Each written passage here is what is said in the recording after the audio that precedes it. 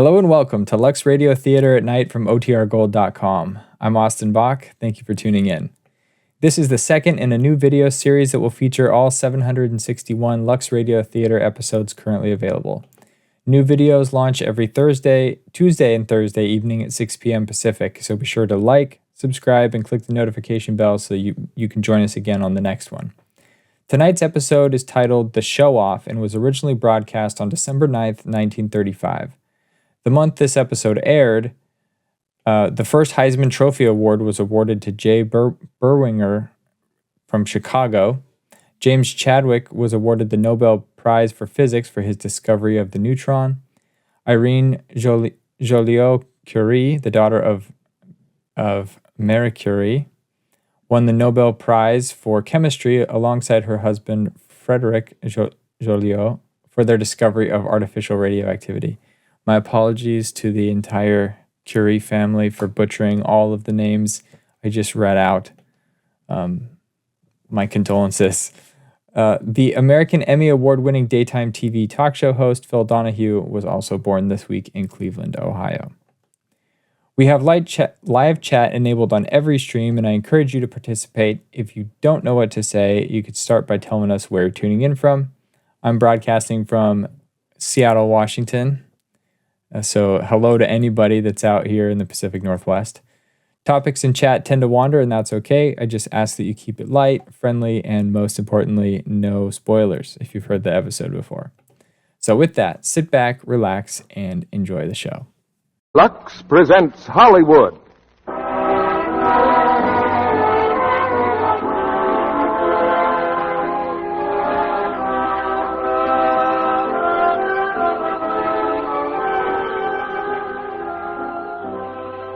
The Lux Radio Theatre brings you the great Gildersleeve, Una Merkel, and Beulah Bondi in The Show Off.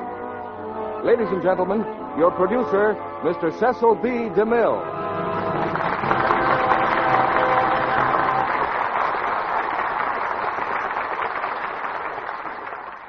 Greetings from Hollywood, ladies and gentlemen. Tonight, Fibber McGee and Molly introduced a new character into their show called Gildersleeve.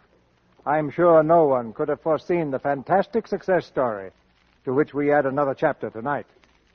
Mr. Gildersleeve made a great hit with Fibber and Molly's audience and soon had a radio program of his own. Then came a series of pictures at RKO. And tonight, we've cast him in one of the great comedy hits of the American theater. It's George Kelly's famous play, The Show Off. And to show off the great Gildersleeve in a proper setting, we've co-starred him with Una Merkel and Beulah Bondi. You'll find another name on Gildersleeve's birth certificate, Harold Perry to be exact, but Mr. Perry has been swallowed up by Mr. Gildersleeve to the great enjoyment of the American people. In The Show Off, he plays Aubrey Piper, a gentleman with a talent for getting into trouble. Witness the case of his brother-in-law's invention, which you'll hear more about in just a moment. Some inventors are remembered by everyone. The names of others are lost in the fog of time. The airplane, the electric light, the wireless, any school child knows who was responsible for them. But nobody knows who invented the wheel or who invented soap. Yet someone did invent soap hundreds of years before it reached the level of perfection that's called Lux toilet soap. I leave it to you. How many modern inventions would you give up before you do without soap? In research for a picture about Cleopatra, which I made a few years ago, I discovered that she had several ladies-in-waiting whose job it was to help her keep beautiful. But all the wealth and power of the ancient Queen of Egypt didn't serve her half as well as the queen of any American home is served by a cake of Lux toilet soap. But now the show goes on with the show-off. And here's the first act, starring the great Gildersleeve as Aubrey Piper, Una Merkel as Amy, and Beulah Bondi as Mrs. Fisher.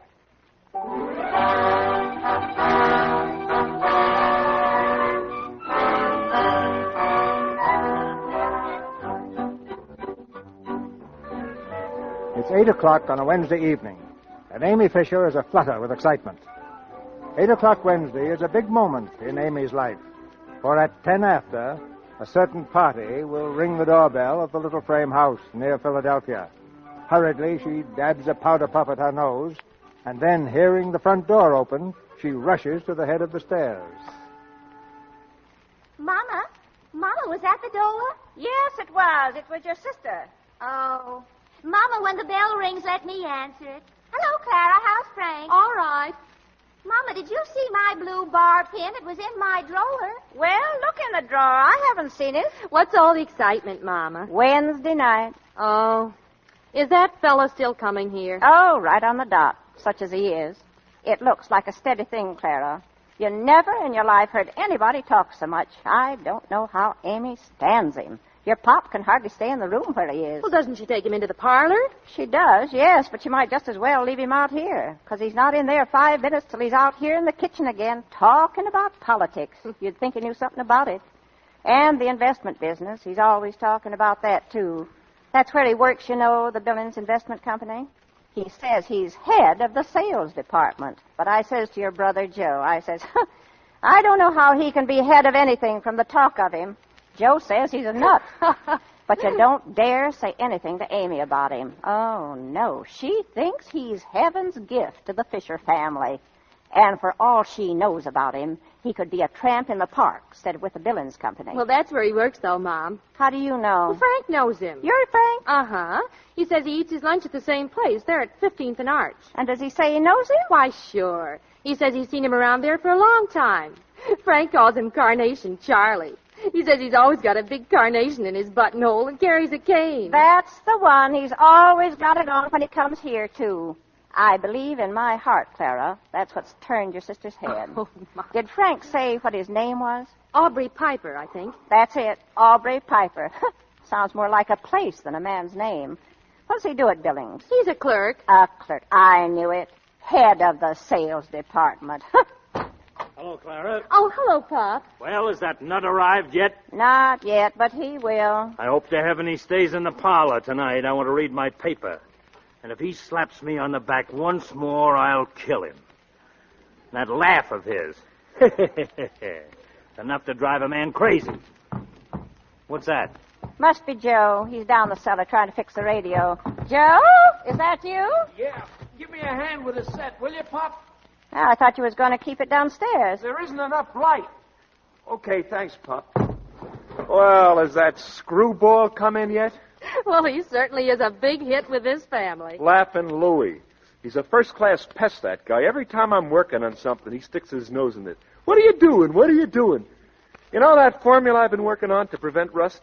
He got his nose into that the other night, too. Next time he does it, he's going to get socked.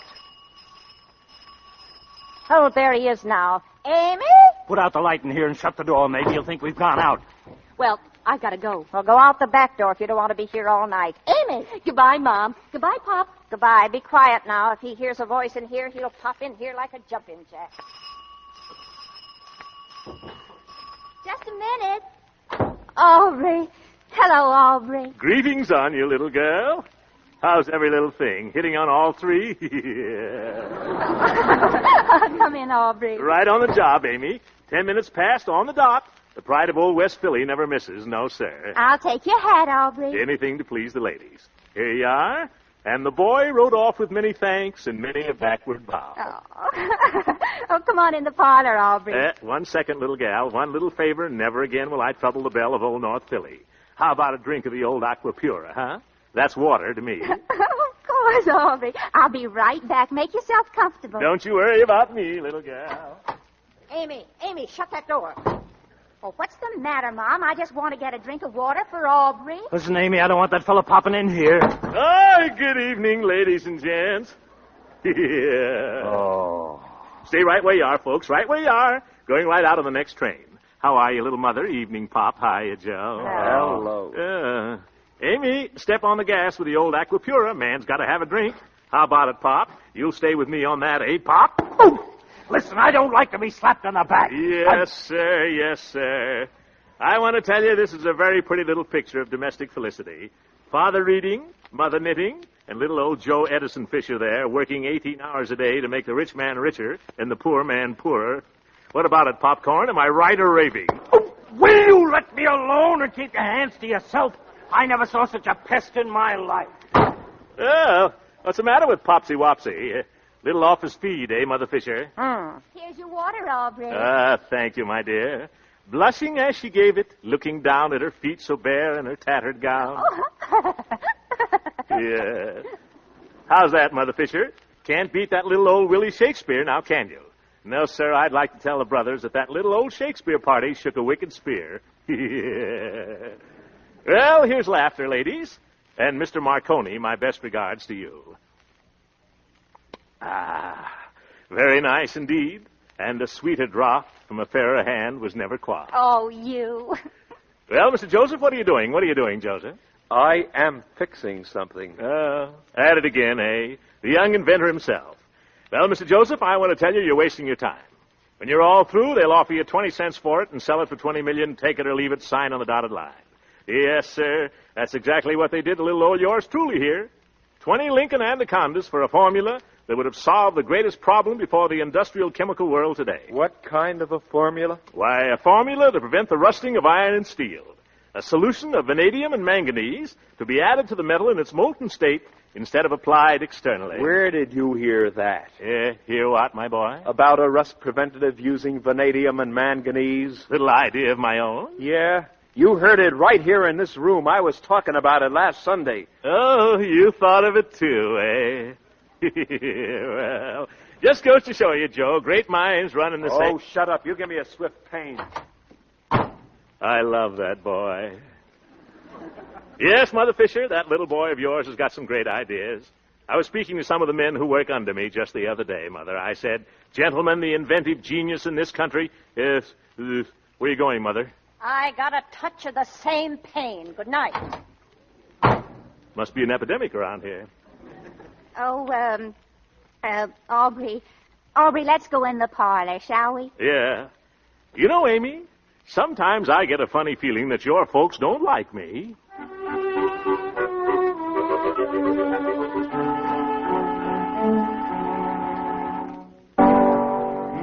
Many brave hearts are asleep in the deep, so beware,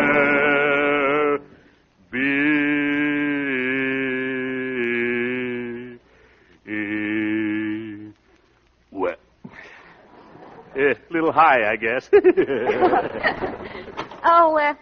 Yes, Mother, do you want something? I just wanted to tell you that it's nearly 12 o'clock. We're all going to bed around here. I was just about to take my reluctant leave, little Mother. Well, I don't want to hurry you. Not at all, not at all.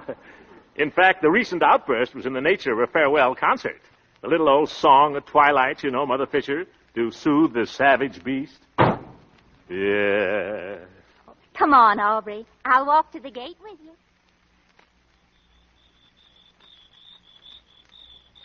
Yes, sir. Yes, sir. It's a beautiful night, all right. Oh, isn't it? Look at that moon up there, Amy. Is that a moon or is that a moon? I say it's a moon. Oh, it's beautiful. Yeah. You know, it's times like this when a man gets to thinking, Amy. Does he, Aubrey? Yes, sir. That old moon up there makes you think a lot of things. A man's got to be pretty careful. Oh.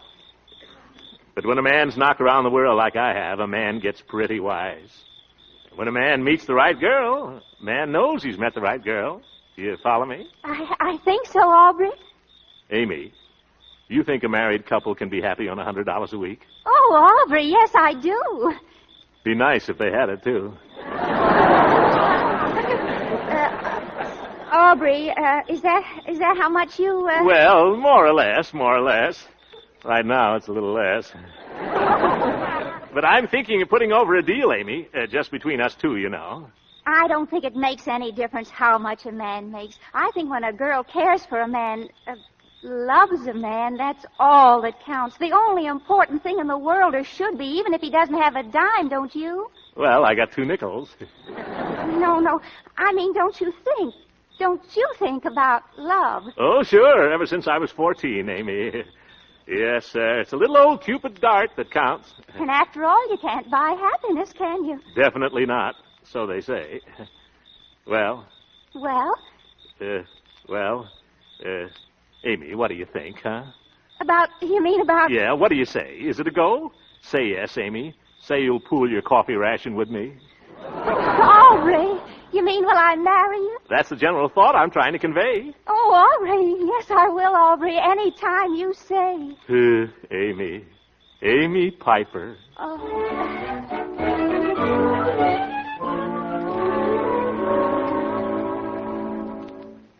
I'm not going to let you do it. I won't stand for it. Oh, Mama, stop it. I'm going to marry him, and that's all there is to it. But you don't even know him. You don't know what he does or how much he makes or anything about him. I don't have to. I know I like him, and that's enough. All right. But remember this, Amy. Be sure that he keeps you, and you keep him. And don't be coming around here for your pop to keep you. Mama, don't make me laugh. Aubrey's got a wonderful position. He makes plenty of money. Who says so? I just know from the way he talks. He makes at least $100 a week. Who ever heard of a clerk making $100 a week? A clerk? Where did you hear that? From Frank Highland. What does Frank Highland know about it? He knows Aubrey Piper, and Frank says he's a clerk down there just like 5 million others. Oh, that just shows how much he knows about it. Aubrey told me he makes $100 a week, and what's more, he's going to swing a great big deal pretty soon. The only thing he'll ever swing is that cane he carries. Amy, dear, I'm warning you once and for all. Oh, Mama, why don't you let me make my own life? You took who you wanted, didn't you? And Clara took the man she wanted. Well, I'm going to take what I want, and I want Aubrey Piper.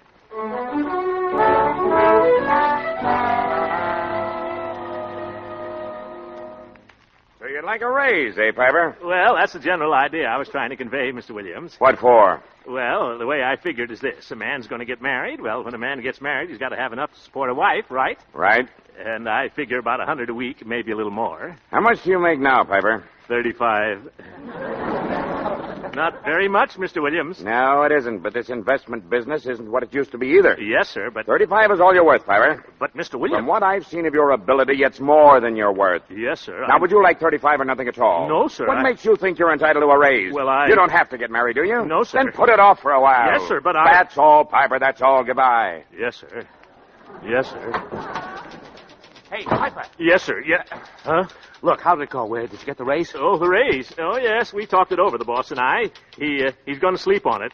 I hope he has nightmares. Oh, gee, pretty lucky, Piper. Well, there's nothing to it if you got the right approach, Fred. I got in a good word for you, too. Yeah? Oh, gee, thanks. Well, I'll go to lunch now. Got to feed the old furnace, you know. See you around, Fred. Yeah.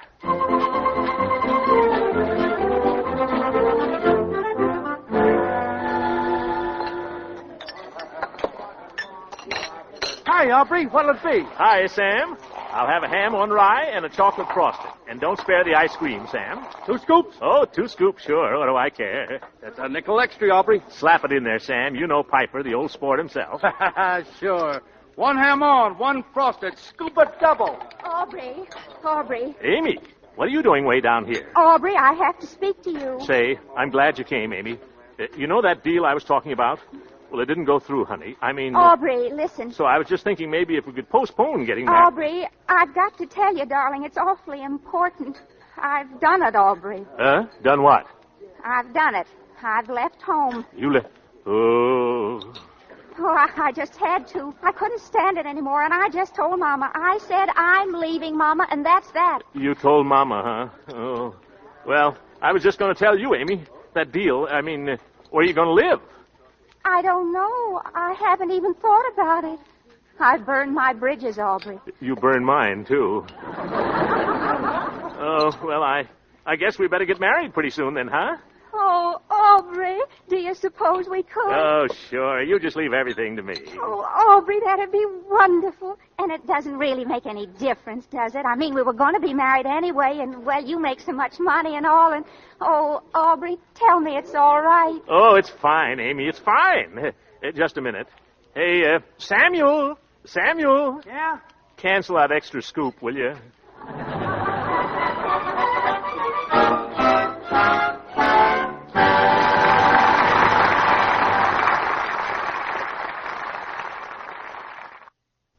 Act 2 of The Show-Off, starring the great Gildersleeve as Aubrey Piper, Beulah Bondi as Mrs. Fisher, and Una Merkel as Amy.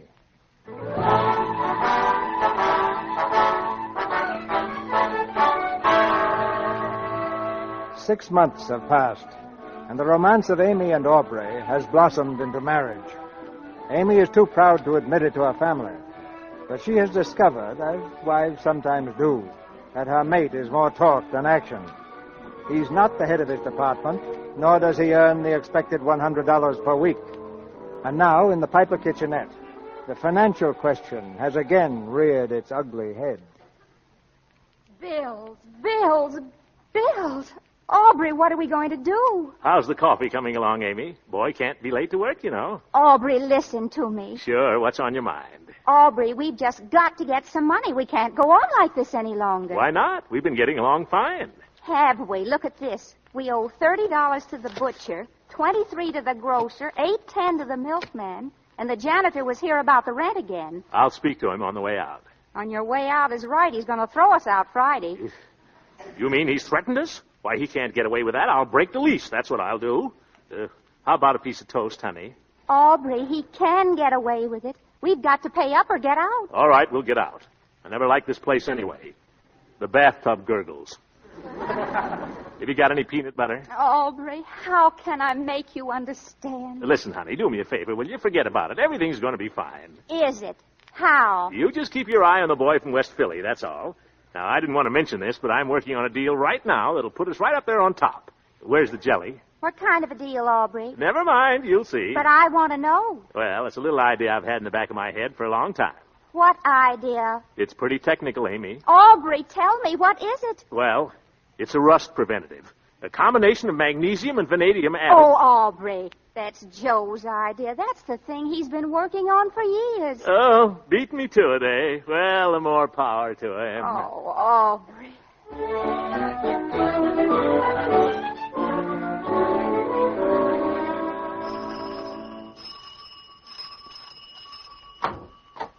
Good evening to you one and all. Hello, Mother Fisher. Oh, hello. It's you, is it? What's the good word, Mother? Been siphoning out any gas tanks lately? Where's Amy? Is she here? No, ain't she home? No, I just came by there. Well, she ain't been here today. Yeah, she was saying this morning she thought she'd go out and look for a house today. I suppose she hasn't got back yet. I wanted to take her to the movies. I got the loan of Harry Albright's car. Did you say she was out looking for a house? Yeah, we got to get out of that place we're in. The Acme Machine people have bought the whole block. They're going to put up a new factory there. How soon do you have to get out? Friday. I mean, as soon as we can find another place. Well, I'm afraid you won't find it so easy to get a place as reasonable as that again in a hurry. I don't want a place as reasonable as that. I want a real home, Mamma Mia. Something with ground around it. Where I can do a bit of tennis in the evening. Well, if you do, you'll pay for it. That's exactly what I expect to do, Mother Fisher. Not giving you a short answer, of course. That's exactly what I expect to do. And no more of the old first-of-the-month business for this growing boy. He's all washed up, signed on the dotted line. I'm going to buy, Mother. Buy? Buy what? A house, Mother Fisher. A real little home. You ought to go out along the boulevard some Sunday. Some fine little buys out there. Well, there's no danger of your going out along the boulevard except for a walk. Yeah. Well, a lot of people out that way, Mother. And a man's got to live someplace. Well, if he's wise, he'll live where he's able to pay for it. Besides, you haven't got any furniture for a house, unless you don't mind sitting on the floor. The matter of furniture nowadays, little Mother, is a very inconsequential item. It still costs money, don't it? Money, money. That's something that never worries me. I know, but it worries me. Yeah. How are you going to buy furniture when you haven't got any money to even buy a house? Don't fret, Mater. There's things in the wind. Things in the wind. Well, there ought to be. There's plenty of it. Plenty of what, Mother? Plenty of wind. Yeah. Well, right there with the old sense of humor, eh? Well, I guess I'll mooch along. Yes, mooch. Oh, say. If Amy calls, tell her I got the loan of Harry Albright's car. Fred Myers and I will meet her in front of the Rivoli at 8 bells. I suppose you mean 8 o'clock, don't you? Give the lady a cigar, Professor. Well, cheerio, Mrs. Whistler. Who? Mrs. Whistler. Man's dream of an ideal mother. Oh, shut up, you fool. Go on, mooch. Yeah. Cheerio, gal.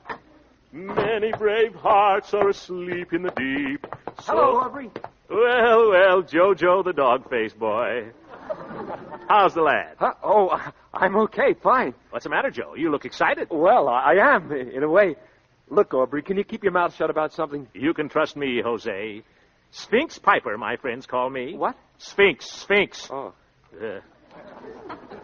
Well, Joe, what's the big secret? Well, I sold it. Sold it? Sold what? My invention, the rust preventative. No. Yeah, I was down at the Miller Grant office all day. I went over the whole thing with him, and we're going to tie it all up Monday morning. Nice work, Mr. Joseph. I hope you got yourself a good slice of the old moolah. I think it's all right. They're going to give me $50,000 for it. 50,000. Well, not bad, not bad. First offer, I suppose. First and last. I'm grabbing it. Don't be a sucker, Joe. Give them the old hard-to-get treatment. They'll come through with twice that. Oh, no, this is too good to fool around with. Anyway, I'm satisfied. You know, we can do a lot with that money. We certainly can. I was talking about the family. Oh, the family, yes, of course. That's what I meant. But I still think you could get more, Joe. What you need is somebody to go in there and talk to those guys. Somebody to... Cut it out, will you? I'm satisfied. I'm sorry I mentioned it to you at all.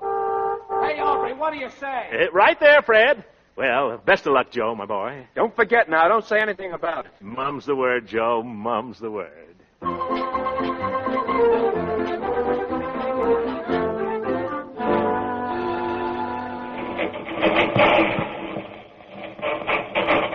Aubrey, I thought you said you knew how to drive. What's the matter, Fred? We're getting there, aren't we? Yeah, but I hate to think what Harry's car's going to be like. Don't you worry about the car, Fred. Everything's under control. Yeah, so I hear. It's got a slipping clutch, that's what it is. Hey, that's a red light. You better stop. Huh? Oh, boy, Aubrey. You're about the world's worst. I think I better get out and walk. Oh, we'll be there any minute. Just let that little old light give me the go-ahead, Fred, and we'll be zipping on our way. Here we go. Hey, watch it. What's the matter? Look out for that car. Look out. Look out. Oh! Did you see that guy? He cut right in front of me. Listen, Aubrey, that was a police car. A what? A police car. You slammed right into a police car. All right. Keep moving there. Move along. Hey, you. Good evening, officer. Had a little brush here. Nothing serious, I hope, eh? Oh, no, you just knocked 3 of our wheels off, that's all. I'd like to take a sock at that dope. Where is Now, he? take it easy, Mike. You go along and have that arm fixed. I'll take care of this fella. Go along now. All right, but you better report about the car. Don't worry, Mike. Did that other gendarme get hurt? Oh, no, I think it's just a little matter of a broken arm. Nothing serious, as you say. Broken arm? Well, how did that happen? I'm not sure, but I think he was waving to a friend. He threw it out of joint. Very good. All right, let's see your license. License? License. Oh, you mean my driver's license. You know what I mean. Oh, sure. Let me see now. That's not it. That's not it. Oh, my draft card. 4PH. PH? Positively hopeless. They ain't kidding either. Yeah. You got me that time. Now, let's see. Come on. Give me your license. Well, officer, I'll tell you the truth. You beat me to it by 3 days. What are you talking about? Well, I've been meaning to get a license for some time. As a matter of fact, I was going down there for one next Tuesday. Just a minute. Am I hearing things? Are you trying to tell me that you don't have a license? You got me again, officer. I've got you all right. Get out of that car. Now, wait.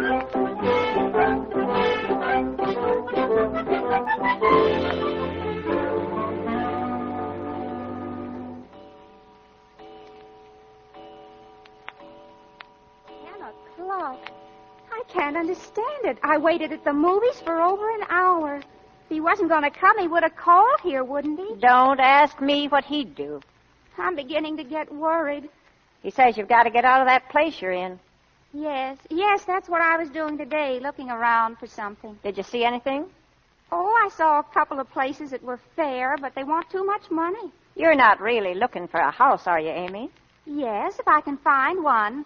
Aubrey says he will not live in rooms any longer, and he doesn't want to pay rent. He wants to buy. Amy, I thought you had a little sense, but you're nearly as bad as him. You talk awfully silly, Mother. You'd think everybody that was married was living out in the street. Well, that's where a good many of them would be living, Amy, only that somebody belonging to them is giving them a hand. You're everlasting borrowing as it is. Well, I always pay it back, don't I? You do when you get it, but that's not the point, Amy. It's that what you get 1 week don't last you till the next. Oh, Mother, let me alone.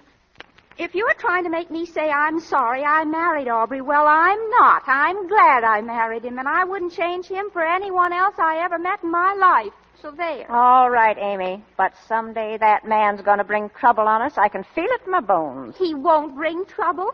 And if he does, it'll be between him and me. You don't have to worry. All right, Amy. Is that you, Joe? It's me, Mom. Oh, hello, Clara. What you doing here? Well, I don't know. Isn't Frank here? You're Frank? He called up the house and said I better get right over here. It was something about Aubrey. What about Aubrey? Well, I don't know. I couldn't understand what he was saying. Oh, I hear you moving, Amy. Yes, we are. We want a house. A house? Oh, Amy, if you can't pay your rent where you are, how do you expect to pay more? How do you know I'm not able to pay my rent where I am? Now, don't you start a fight, Amy. Oh, but I'd just like to know what business it is of hers, whether I can pay my rent or not. Nobody's asking her to pay it. Oh, no?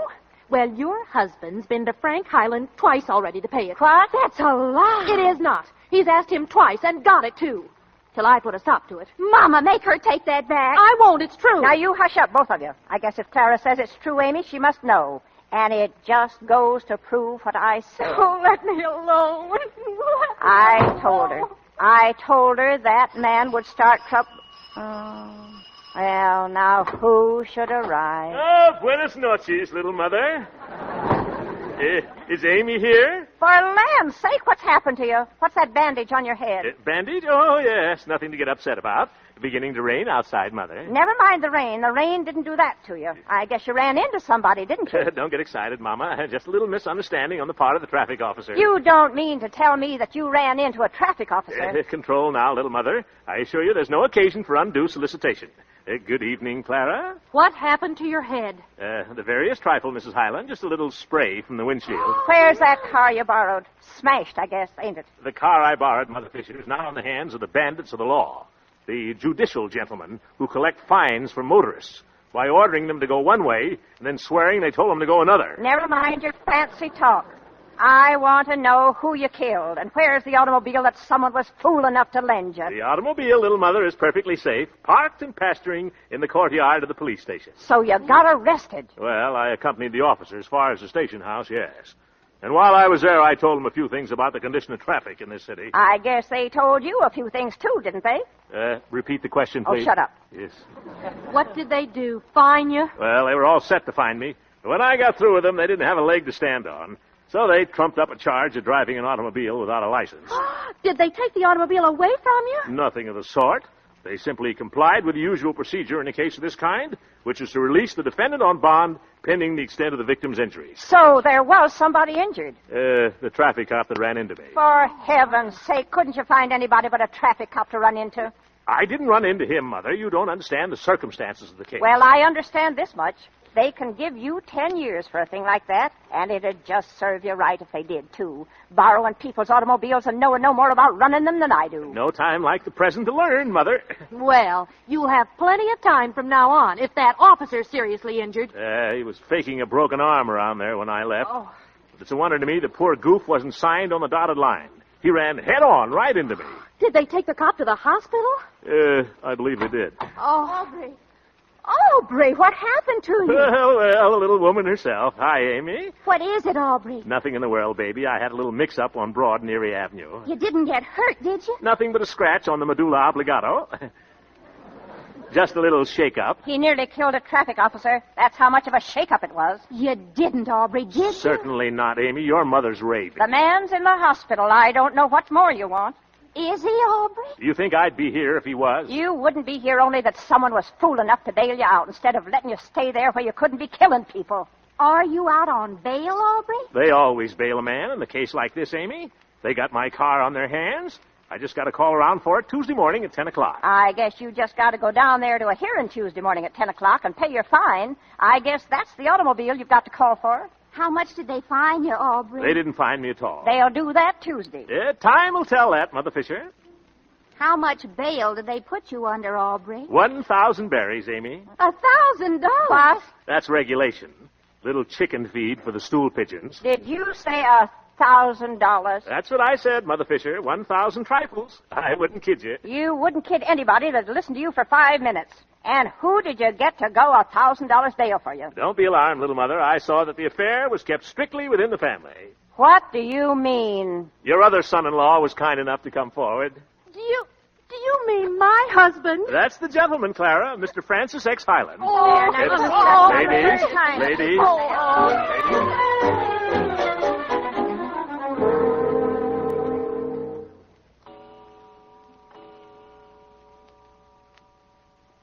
Aubrey, don't you think you'd better go to bed? In a minute. I'm thinking, Amy. Is your head hurting you? I'm not thinking that hard. Besides, it's just a couple of little scratches. Aubrey, what do you think they'll do to you down there Tuesday? Now, don't worry about that, sweetie. Oh, but they're getting awfully strict. What if that traffic cop is hurt bad? Oh, it'll only be a fine for reckless driving, even if they could prove it was reckless driving. And I can prove it was the officer's fault. So they'll be very likely apologizing to me around there Tuesday morning instead of fining me. Oh, I wouldn't care if they only fined you, Aubrey, because I could go back to work until it was paid. You'll never go back to work, kid, while I'm on the boat. I wouldn't mind it, Aubrey. Not while you're my wife, Amy. I'm the provider around here. You don't think they might do anything else to you, do you, Aubrey? Oh, they might try to take away my license. You haven't got a license, have you? That's where I fooled them.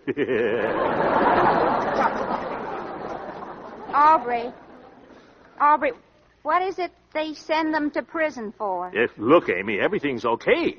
I've got the whole thing worked out in my mind right now. All I've got to do is pay that little old fine, and I'm as free as the air. Why, it's a cinch. How much will the fine be? Well, I can't tell. Maybe that 1,000 berries. $1,000? Where'll you get $1,000? Now, stop it, honey. Look, I'll have that $1,000 Monday. It's a breeze. $1,000 Monday? Sure. How? Look, if a fellow was going to sell something for $10, see? Yes. And I knew it was worth at least $20, see? Well, if I went to the men who were going to buy it for 10 and I convinced them they ought to pay 20, well, I'd be entitled to a commission now, wouldn't I? At least 2%. 2% of the difference, sign on the dotted line, and I got my $1,000. But, Aubrey, that would mean that you'd have to sell something for $100,000. That's the ticket, Amy. You mean that somebody's selling something for $50,000 and that you can get $100,000 for it? Amy, it's a cinch.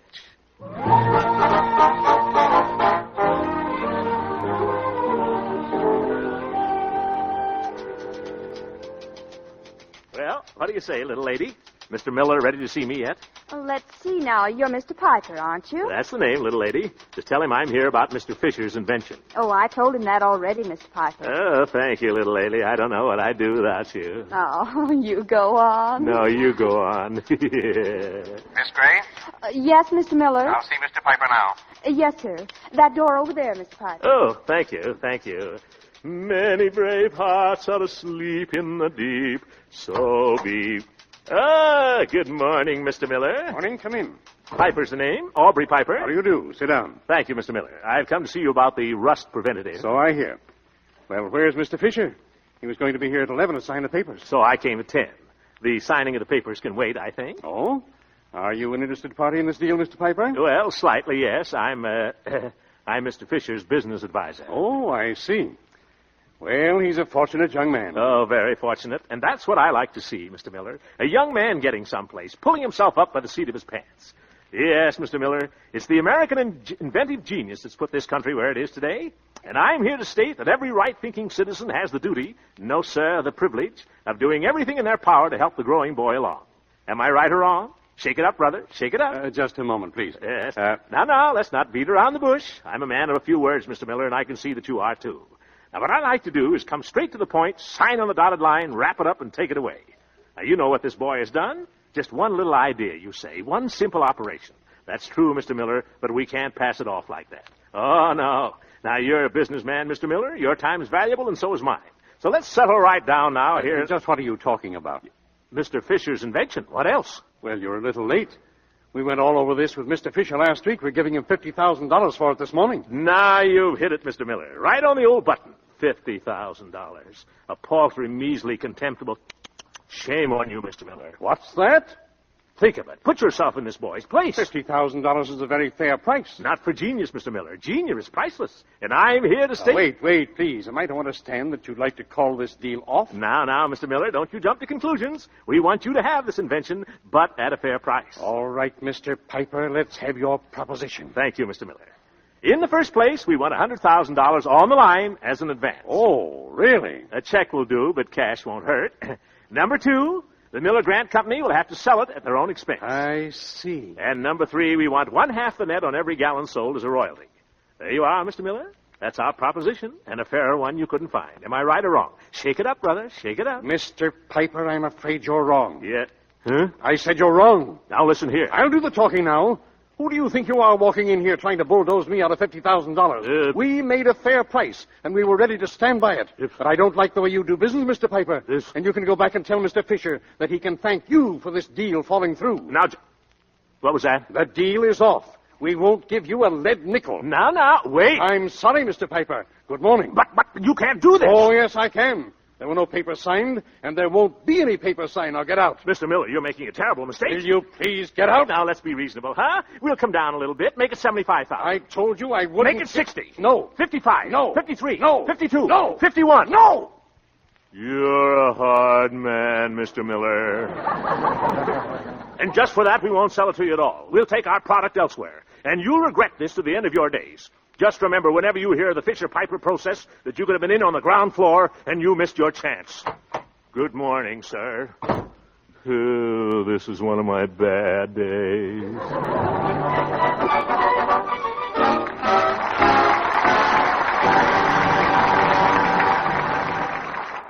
Now the curtain rises on the third act of the show-off, starring the great Gildersleeve, Una Merkel, and Beulah Bondi.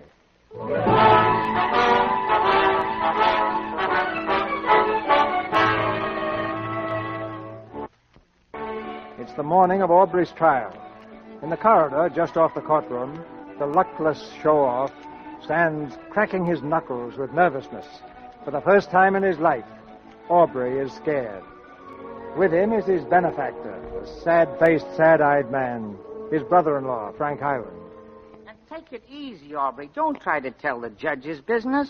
If he finds you, just keep your mouth shut. I'll take care of whatever it costs. Gee, Frank, certainly is swell of you to stick by me like this. Oh, it's all right. If I can ever do anything for you, just tip me off. Yeah. Things certainly been going awful lately. Did you hear about Joe? Joe? No. What's the matter with Joe? He had a deal all set for $50,000 for his invention. Went down there yesterday and they wouldn't even see him. Well, what do you know? No explanation or anything. No. Well, just goes to show you. You can't trust those fellas as far as you can throw them. Yeah. Wish I knew what gummed it up. So do I. Aubrey. Oh, hello, Amy. Glad you got here, kid. Hello, Frank. Hello. Well, I'll see you later. I gotta get some coffee. No refills, Frank. See you in court. Well, honey. Aubrey, are you nervous? Nervous? Who, me? Yeah. Oh, Aubrey, don't worry. It'll come out all right. It's not only the trial, Amy. That isn't so much. I got something else on my mind, Amy. I've just discovered I'm a terrible heel. Aubrey! That's right. It's an awful blow to me after all these years. Oh, what are you talking about? Amy, listen. Remember that deal I was going to swing? That $100,000 thing? Yes? It didn't go through. Oh, that's all right. I hope Joe feels like that. Joe? Yeah, it was his deal, the invention. I crabbed it for him. Oh, Aubrey. All right, go ahead. Give it to me. I deserve anything I can get. But how did it happen? How? It was all settled. Well, yes, but I went there to talk for Joe. Oh. I thought I could bluff him into it, Amy, and instead of that, they bluffed me out. I was only trying to do a good turn, that's all. I guess you can't help it, Aubrey. I guess it's just the way you're built or something. Oh, honey, from now on, it's going to be different. I'm going to be a brand new heel. Man, you wait and see. Well, what are you going to tell Joe? Joe? Oh, you think I ought to tell him, huh? Well, you've got to tell him. You've got to take your medicine, Aubrey. All right. I'll face him. I'll face him like a man. Joe, I'll say. Joe, my boy. I'd rather face my draft board. Well, when the trial's over, we'll go up to the house, both of us. Okay, Amy. Of course, that's just assuming that they'll let you out after the trial. Aubrey Piper. Yes, here I am. Who wants me, mister? The state of Pennsylvania. Get in here. Oh, brother.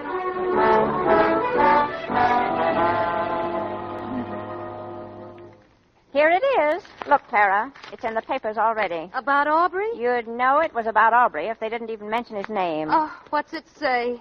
Mad motorist fined $1,000. That's him, all right. I suppose Frank had to pay it, too. Aubrey Piper of 903 Lehigh Avenue was arraigned today before Magistrate Lister to answer to the charges of reckless driving, injuring a traffic officer, and operating an automobile without a license. Magistrate Lister heard a plea of leniency and fined the defendant $1,000. Look, there's his picture. Aubrey's picture? Oh, carnation and all. I'd like to get my hands on that fool. I'd tell him a thing or two. Disgracing the whole family. Well, here's your chance. Oh, hi, Clarabelle. Come on in. Hello, Amy. Hello. Well, it's all over. The said and done. Sign on the dotted line. Greetings, Mother Fisher. You're looking very beautiful this afternoon. Pretty as a gangster's moll. Yes, sir. Shut up. What's the matter, Mother? What'd they do to him, Amy? Oh, nothing much. I'll tell you what they tried to do. You keep quiet. Nobody wants to hear what you've got to say about it at all. Well, I told them down there what I had to say about it, whether they wanted to hear it or not. I told them plenty. And then they fined you, didn't they? A little. Yes, they fined you $1,000. It's all right here in the paper. Mad motorist fined $1,000. Is that what they called me? Why, I'll sue them. Let me see that. Not a bad picture, is it? Oh, give me that paper. What do you want to do? Put it in your scrapbook? Oh, Mama, let's not fight about it. We're in trouble enough right now. Let's forget it. Oh, sure. Forget it. Is Joe here, No, Mama? he ain't. Well, Aubrey wants to see him about something when he comes. Then we're going home. I'll go make a cup of tea. Nothing for me, Amy. I couldn't eat a thing. Who asked you to? All right, Mother, all right. That you, Paul? It's me, Mom. Oh, come in. You've got company. Who is it? Oh, hello, Aubrey. Oh, hi, Joe. How'd you make out today, Aubrey? Well, I'll tell you. They fined him. He's lucky he isn't in the Hooskow right now. Oh, that's too bad. Joe, listen, I got to speak to you about something. Not now, Aubrey. I'm pretty busy. Yeah, but it's very important, Joe. What could you have to say that's important? You know who he is, don't you, Joe? He's the mad motorist. You cut it out, Mother. What is it, Mom? Right here in the paper, look. Oh, I never thought I'd live to see a thing like this happen. You know, there's something else in tonight's paper, Mom. What? Just cast your eyes on this right here. Well, what is it? Philadelphia youth makes important chemical discovery. Mr. Joseph Fisher of North Philadelphia perfects rust preventative solution. How do you like that? Joe, did they buy that thing from you? $100,000, Mother. They signed for it this afternoon in the lawyer's office. What, Joe? Oh, Joe, that's wonderful. Oh, I'll go tell Amy. Wait a minute. What is all this? Here, read it. Joe, I can't believe it. Let me see that thing. They sent for me to come over there this afternoon about 2 o'clock, and they had their contracts all drawn up and everything. What did you say about $100,000, Joe? Well, that's what they paid for it this afternoon on account. Then they're to market it for me from their laboratories and give me half the net. Net? What's the net? Whatever's left after all expenses are paid. But did they give you any of the money, Joe? $100,000, sure. Not in money, though. Oh, not in dollar bills. No, they gave me a check for it. Well, Aubrey, what do you say? Not bad, not bad. I guess we put it over, eh, Jose? What do you mean, we? Yes, what do you mean, we? Who cut you in on this? Now, Mother, you never know. Oh, shut up. You know, it was a funny thing, Mom. When I first talked to the Miller Grant people, I was only to get $50,000 advance. Then they called it all off. But today they sent for me and said, okay, you win $100,000. And they're getting away with manslaughter at that. Keep still, you. You don't know anything about this at all. I made them think I knew something about it. You made who think? The Miller Grant people. What are you talking about, Aubrey? Do you know? Certainly I know what I'm talking about. I went to see those people yesterday. And what did you do up there? Well, I told them they'd have to double the advance if they wanted to do business with us. And what business was it of yours? Well, I'm Joe's relative, ain't I? Who told you were? Well, he's got to have somebody tend to his business, doesn't he, Mother? He's only a lad. He doesn't need you to tend to his business for him. He tended to his business long before he ever saw you. He never landed $100,000, though, Mother, till he saw me, did he? Well, what did you say to them, Aubrey? Well, Joe, I simply told him I was acting in the capacity of business advisor to you. And that if this discovery of yours was as important as you'd led me to believe it was, they were simply taking advantage of your youth by offering you $50,000 for it. And that I refused to allow you to negotiate further unless they doubled the advance, sold it at their expense, and gave us 1/2 the net signed on the dotted line. Holy smokes. I don't believe it. Well, I certainly have to give you credit, Aubrey. That's the way the contract reads. I told it to him all right from the shoulder. Yes, sir. Well, I'll have to give you a little present of some kind out of this, Aubrey. You'll not give me any present, Jose. Give it to your family. They'll need it more than I will. Joe, is it true what Clara said? Sure it is. Here's the paper. Oh, Joe. But Aubrey gets half the credit. He swung the deal for double the money. Aubrey, it's wonderful, darling. You're wonderful. Everything's wonderful. Nothing at all, Amy. Nothing at all. Do Do you want some tea, Aubrey? Tea? Yes, I might, Clara. And a sandwich. I'll fix you something, Aubrey. Sure, anything he wants, eh, Aubrey? Well, thanks, folks. Can I help, Amy? No, you just sit down there, Aubrey, and rest. Rest? Oh, thank you. Oh, Amy, that newspaper there. Just hand me the financial page, will you? Heaven help me from now on.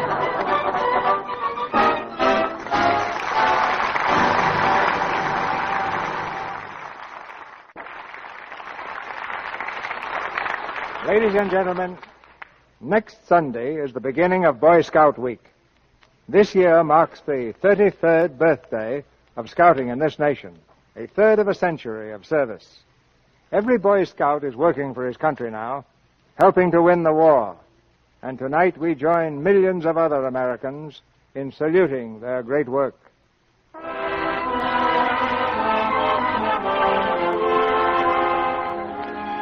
Our sponsors, the makers of Lux Toilet Soap, join me in inviting you to be with us again next Monday night when the Lux Radio Theatre presents Edward G. Robinson, Gail Patrick, and Laird Krieger in The Maltese Falcon.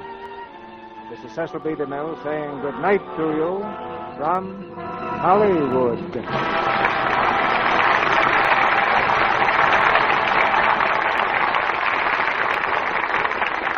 The Great Gildersleeve appeared tonight through the courtesy of the Kraft Cheese Company. Beulah Bondi will soon be seen in the Warner Brothers picture Watch on the Rhine, starring Betty Davis.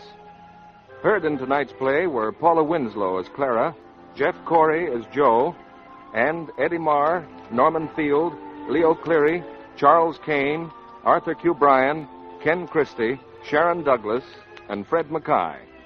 Our music was directed by Louis Silvers. And this is your announcer, John M. Kennedy, reminding you to tune in next Monday night to hear Edward G. Robinson, Gail Patrick, and Laird Krieger in The Maltese Falcon.